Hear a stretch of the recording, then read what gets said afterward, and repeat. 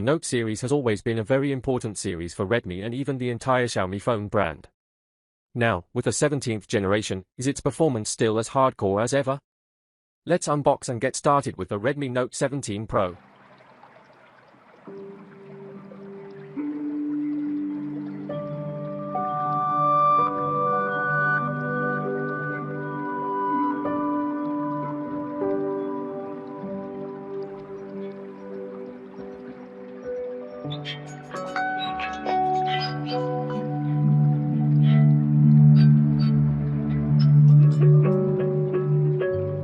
In terms of appearance, the Note 17 series has undergone significant changes compared to its predecessor.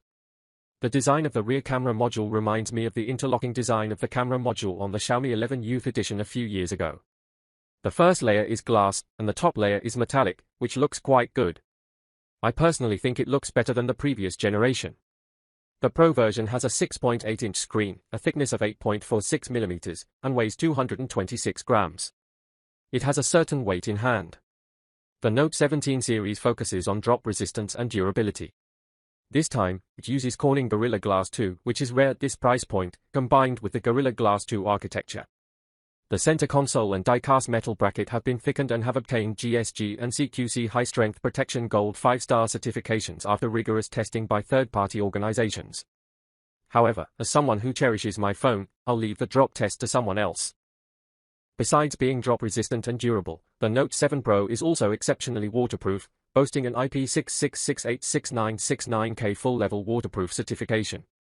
It handles everyday rain, immersion, and water immersion without issue, and can even withstand hot water spray and high-pressure water jets.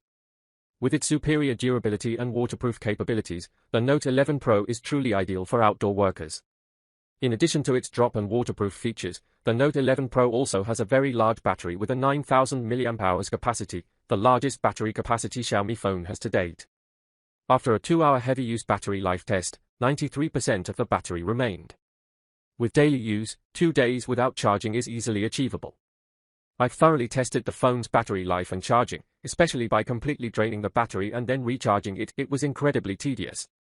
Regarding charging speed, it features 67W fast charging, and in my tests, it charged from 1% to 100%. It takes about 84 minutes and supports the 55W PPS protocol. I also found that charging with an OPPO charger resulted in a good charging speed. Additionally, it supports the industry's fastest 22.5W reverse charging, allowing it to temporarily act as an emergency power bank for other devices.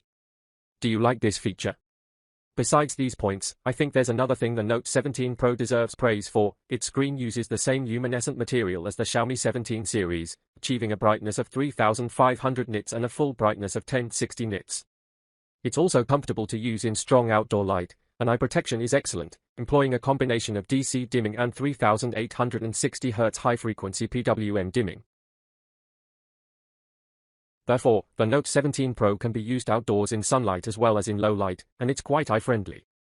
You might also have noticed that the front of the Note 17 Pro has a very flagship-like appearance, achieving a visually appealing 4-sided narrow bezel and large rounded corners, which looks very harmonious. This phone really doesn't look like a product costing just over 1,000 yuan.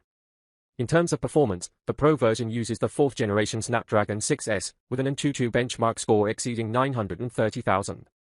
While the performance isn't top tier, it can handle most mainstream games without much trouble.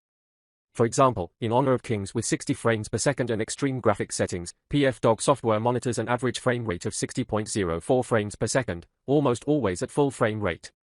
In Peacekeeper Elite with HDR graphics and 60 frames per second mode, it achieves a score of 59.63 frames per second, close to full frame rate. For a phone at this price point, the performance is quite good. It also features a dual color configuration. A 50-megapixel main camera and a 2-megapixel depth sensor are sufficient for everyday snapshots if your needs aren't too demanding.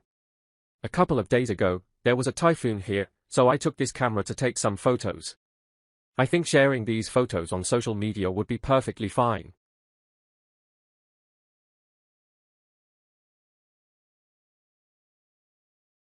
In other aspects, the Note 11 Pro also includes some features designed for seniors, such as AI anti-fraud and elder care functions, dual speakers with 300% volume adjustment, etc.